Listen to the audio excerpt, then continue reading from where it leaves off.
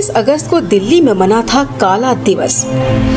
इस दिन कई महिला संगठनों ने दिल्ली में राजघाट से पार्लियामेंट स्ट्रीट तक शांतिपूर्वक मार्च किया।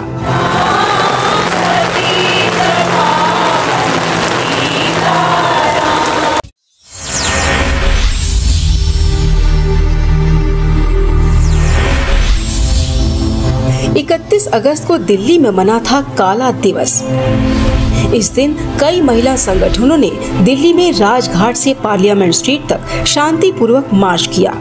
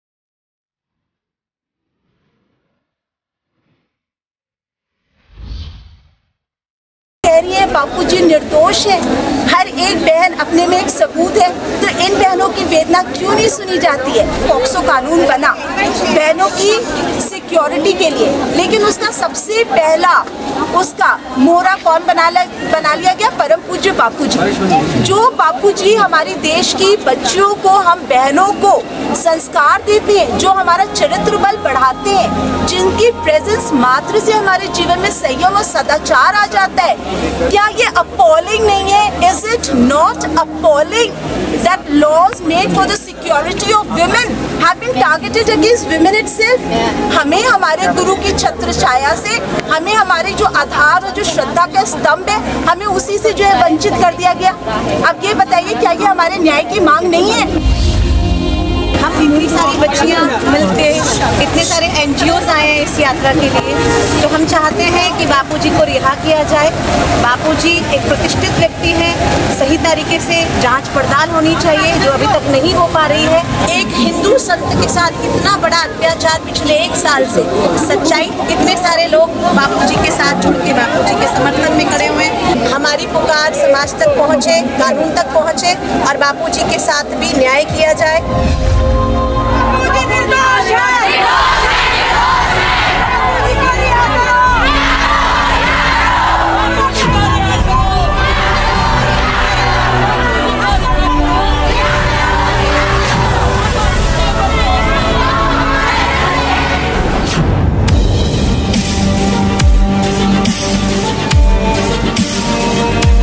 हजारों की संख्या में ये महिलाएं देश के कोने कोने से आई थी कि हिंदू संतों के खिलाफ हो रहे अत्याचार पर सरकार आज चुप क्यों है। बापूजी के लिए जो साल भर जो उन्होंने जेल में रखा और जिस तरह से उन पर अन्याय हो रहा है, तो इस पर सरकार को सोच विचार करना चाहिए। उनको जमानत पे भी नहीं छोड़ा गया, तो हम भारत देश में रहकर हमारे भारतीय संतों को इतना अपमानित होना पड़ रहा है, तो इसकी आवाज़ उठाने के लिए आज हम इधर आए हैं। अभी 1 साल से बापूजी को रिहा नहीं किया गया है, उन्हें अभी तक जेल में रखा गया है, तो ये अत्यंत खेदजनक बात है। तो इसके विषय में भी मैं यही कहना चाहूँगी, जल्द से जल्द सरकार को इसके विषय में निर्णय लेकर और उन्हें रिहा करना चाहिए। दिल्ली ही नहीं, देश के कई अन्य शहरों में लोग अपना काम धंधा छोड़ बापूजी के लिए न्याय की गुहार मांगने सड़कों पर आ निकले थे।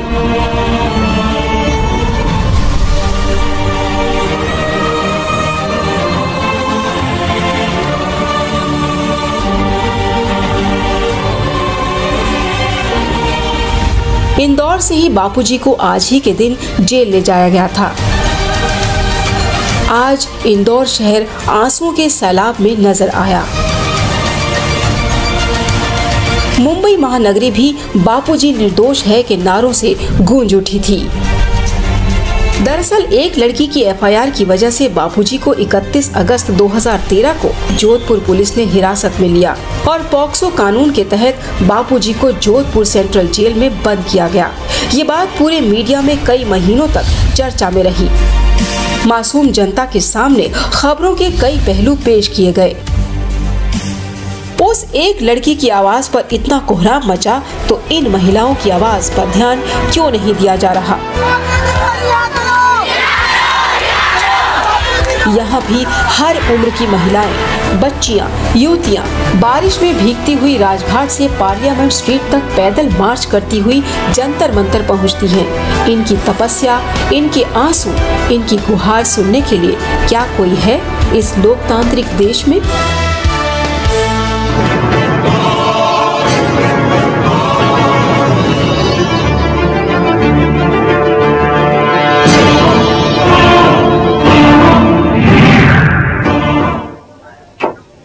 नमस्कार, मैं हूं सुरेश चौहान की और आप देख रहे हैं बिंदास बोल। बिंदास में हम आपके सामने मुद्दा लेकर आए कि आखिर आसाराम बापू को 1 साल होने के बावजूद भी जमानत क्यों नहीं मिली। इस देश में पिछले 1 साल में कितने ऐसी घटना है जिस पर लोगों को आरोप हुए, वो जेल में गए और उसके बाद बाहर आए। उसमें 2.25 लाख करोड़ रुपए का जो घोटाला है 2G वाला, उसका प्रमुख आरोपी से लेके बाकी सारे आरोपी भी जेल के बाहर है। चुनाव भी उसमें से कुछ लोग लड़ चुके हैं। तमाम प्रकार के आरोप जिनके ऊपर लगे और तहलका का संपादक तरुण तेजपाल भी बाहर है, लेकिन आसाराम बापू अभी भी अंदर है। 1 साल हो गया है।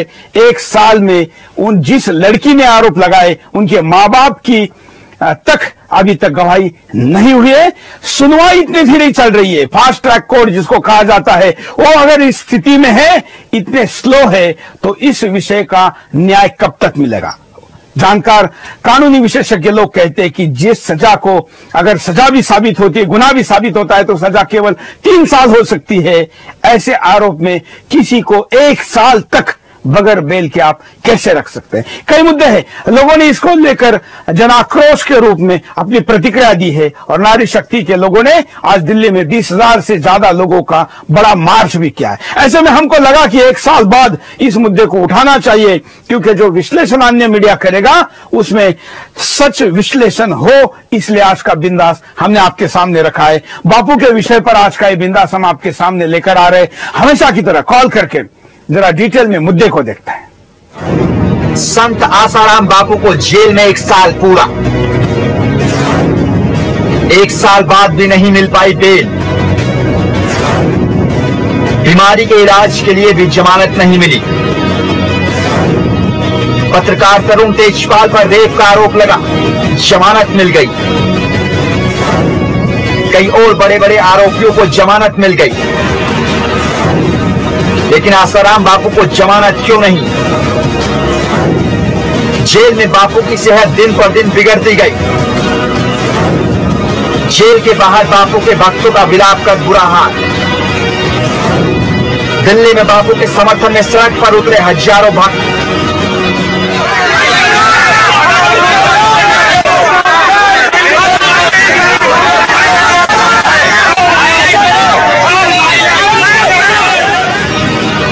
भक्तों का यह सैलाब राजधानी दिल्ली की सड़कों पर आज दिखा।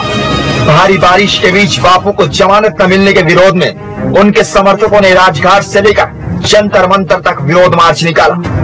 बारिश के कारण शुरू में भक्तों की भीड़ कुछ कम दिखी, लेकिन दोपहर तक हजारों समर्थक उमड़ पड़े। गिरफ्तारी के 1 साल बाद भी बापू को जमानत न मिलने से उनके भक्त खासे नाराज और उदास दिखे।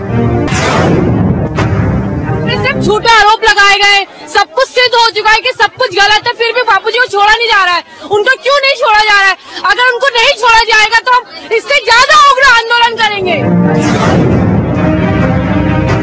बापू के आरोपों का फैसला तो कोर्ट करेगा, लेकिन इस मामले में सारी कानूनी पूछताछ और जांच की प्रक्रिया पूरी हो चुकी है। उसके बाद भी बापू को जमानत न मिलना हैरान जरूर करता है। इस देश में 2.25 लाख करोड़ रुपए के घोटाले के आरोपियों ए राजा, कनिमोझी, शाहिद बलवा जैसे लोगों को जमानत मिल चुकी है। 80,000 करोड़ रुपए के आरोपी पूर्व मंत्री सुरेश कलमारी जमानत पर बाहर है। चारा घोटाले के आरोपी लालू यादव सजा पाने के बावजूद शान से राजनीति कर रहे हैं।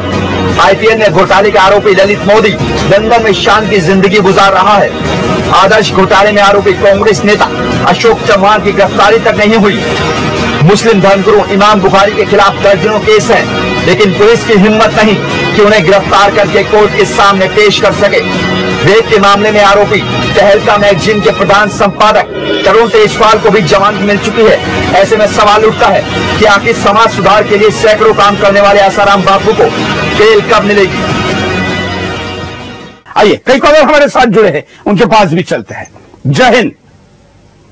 जय हिंद सुरेश जी, मैं बोलना चाहती हूँ कि मेडिकल रिपोर्ट में जब ये बात साबित हो गई है कि लड़की के साथ कुछ नहीं हुआ, तो फिर बेल मिलनी चाहिए, वरना लोगों का कानून और न्याय व्यवस्था पर से विश्वास ही उठ जाएगा। न्याय व्यवस्था से विश्वास उठ जाएगा अगर ऐसी चीजें होती रही। खास करके 75 साल जिनकी उम्र हो गई है, उनके ऊपर ऐसा आरोप, जिस आरोप की 1 साल में एक पुष्टि भी नहीं हो पाई, तो आप फिर भी उनको जेल में क्यों रख रहे, ये सवाल सबसे बड़ा है। अगले कॉलर, बोलिए, क्या कहना है आपको? हेलो, मैं जल्पा मित्रा बोल रही हूँ बॉस्टन अमेरिका से। हाँ, और हम लोग को दिक्कत ये आ रही है कि जब फरवरी में पुलिस को सारे डॉक्यूमेंट मिले कि लड़की बालिग है, और फिर भी अभी अगस्त हो गया है, अभी तक उन्होंने डॉक्यूमेंट दिए नहीं। कोर्ट भी सख्ती से पुलिस वालों से ले नहीं लिया। ऐसा क्या दबाव है पुलिस पे कि वो दे ही नहीं पा रहे हैं उनको डॉक्यूमेंट कि बापूजी बाहर ना आए। पॉस्को अभी तक हट क्यों नहीं रहा है? क्या बापूजी के लिए पॉस्को बनाया गया है? ये बताइए, क्यों नहीं हमारा इंसाफ हो रहा है? भारत में रहने में इतनी प्रॉब्लम हो रही है भारत के संतों को। धन्यवाद। ये जो भगिनी ने यहाँ पर मुद्दा उठाया है, शायद दर्शकों को पता नहीं होगा, इसलिए मैं अपडेट करूं, क्योंकि आसाराम बापू से जुड़े हुए न्याय वाले जो पक्ष है वो मीडिया में आते ही नहीं। जिस लड़की ने आरोप लगाया, ये कहा गया कि वो नाबालिग है, उसकी उम्र पूरी 18 साल नहीं हो चुकी है, लेकिन जब ऐसे डॉक्यूमेंट फरवरी में ही सामने आ गए, जिसमें इंश्योरेंस के पेपर हो, जिसमें पहले में स्कूल का दाखिला हो, या उसने अब तक जिस कक्षा में वो पहुंची है, यहां तक आने के लिए जितना एज चाहिए, उसको देखते हुए वो बालिग है, ऐसा आसाराम बापू जी के वकीलों का कहना, या वो डॉक्यूमेंट कहते हैं। उन डॉक्यूमेंट पर राज्य सरकार का पक्ष रखने के लिए जो समय दिया गया, तो फरवरी से लेकर अगस्त तक अभी तक किसी भी सरकार ने, जहां एफआईआर हुआ वहां या जहां पर कार्रवाई चल रही है उस राजस्थान में भी इस विषय पर कोई खुलासा नहीं हुआ है। क्यों? अगर यह साबित होता है कि उसकी उम्र क्या है, तो उनके ऊपर लगा हुआ जो कानून है जिसमें बेल का प्रावधान नहीं है, ऐसा कहा जाता है, वो कानून ही अब हट सकता है और उससे बहुत बड़ी राहत उनको मिल सकती है। अगले पर पवन शर्मा नोएडा से बोल रहा हूँ। हाँ, एक हिंदू राष्ट्र में अगर एक हिंदू संत सुरक्षित नहीं है तो वो कहाँ होंगे? आखिर में हिंदू संतों को कहाँ जाना होगा? पहले दूसरी जितनी भी पार्टियां आई थी, उन्होंने एक राजनीतिक लाभ के लिए एक संत को जेल में डाल दिया गया, और आज उनको जमानत तक नहीं मिल रही, स्वास्थ्य के आधार पे भी नहीं मिल रही। अगर हिंदू राष्ट्र में हिंदू संत को सताया जा रहा है तो फिर उनको न्याय कहाँ मिलेगा? इसमें बहुत बड़ी चौंकाने वाली बात यह भी है कि अगर किसी को मेडिकल इमरजेंसी है तो उसके लिए सुनवाई का भी क्या तरीका होना चाहिए। न्याय व्यवस्था की अभी धज्जियां उड़ रही है इस पूरे प्रकरण में। कोर्ट के ऊपर टिप्पणी करने का संकेत मीडिया में नहीं है, लेकिन जब बात करोड़ों लोगों के श्रद्धा की आती है या न्याय को देरी मतलब अन्याय होता है, तब यह टिप्पणी करना जरूरी हो जाता है। अगले कॉलर, जय हिंद। मैं आकाश चौधरी बोल रहा हूँ रुद्रपुर से। मेरा कहना यह है कि हमारे कानून में एक तो जो है बलात्कार की परिभाषा ही क्लियर नहीं है। दूसरी बात ये कि अगर ये सारे केस झूठे निकलते हैं तो क्या कानून जो है उस लड़की को भी जो है सजा देगा जिसके कारण उसकी मानहानि हुई है पूरी दुनिया में? ये चीज सोचनी चाहिए और उससे भी उतना ही जो है कार्यवाही करनी चाहिए जितनी मानहानि में उसकी हुई है, अगर झूठे निकलते हैं। बस इतना ही कहना चाहता हूँ। धन्यवाद। ये बिल्कुल एक ऐसा तर्क है कि आप न्याय की जब बात करते हैं तो कहीं आप न्याय के लिए दूसरे के ऊपर अन्याय तो नहीं कर रहे हैं, ये भी तो देखना चाहिए। क्योंकि अगर जैसे स्कॉलर ने कहा वैसे अगर ये सारा मामला जो कि सारे लोगों का, बापूजी के भक्तों का भी ये मानना है या न्यायिक एक्सपर्ट है उनका भी ये मानना है कि ये सब कुछ फर्जी निकल जाएगा, अगर ऐसा होता है तो बापूजी के इस एक साल को, 6 करोड़ लोगों के भावनाओं को, हिंदू धर्म के इमेज को, ये सब कुछ जो नुकसान हुआ है इसकी भरपाई आखिर कौन करेगा? जरा उपाय देख लेते हैं। बापू को इंसाफ मिले। आसाराम बापू के मामले की जांच में कई गड़बड़ियां हुई हैं। मीडिया के दबाव में साजिश रचने वाले लोगों की पूरी तरह पड़ताल नहीं की जा सकी, जिसके कारण कोर्ट को भी इंसाफ करने में दिक्कत आ रही है। इसके लिए बुजुर्ग बापू को जल्द से जल्द इंसाफ दिलाना जरूरी है। समर्थक लगातार इंसाफ मांगे। पूरी दुनिया में फैले आसाराम बापू के समर्थक वैसे तो लगातार इंसाफ की मांग को लेकर धरना प्रदर्शन कर रहे हैं, लेकिन एकजुट होकर अपनी बात रखना जरूरी है। आखिरकार इंसाफ मांगने में कोई बुराई नहीं है। मीडिया ट्रायल बंद हो। आसाराम बापू के खिलाफ मीडिया के एक हिस्से में अनाप शनाप आरोप चल रहे हैं। बापू के खिलाफ साजिश रचने वालों ने विज्ञापन आदि में पैसा खर्च करके ऐसे मीडिया हाउसों को एक तरह से खरीद लिया है, लेकिन उनको कोई हक नहीं बनता कि राष्ट्र के इतने बड़े संत का अपमानजनक मीडिया ट्रायल किया जाए। आरोप लगाने वालों को सद्बुद्धि आए।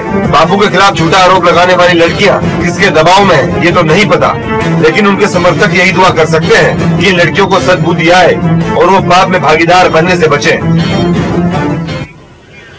ये बिल्कुल आप जो बातें हम तक पहुंचाते हैं ये हम आपके ही बातों को विदाउट एडिट लोगों तक पहुंचाते हैं। आपने जो कारण, परिणाम और उपाय बताए वो हमने ज्यादातर लोगों ने बताए हुए बातों को आपके सामने रखा है।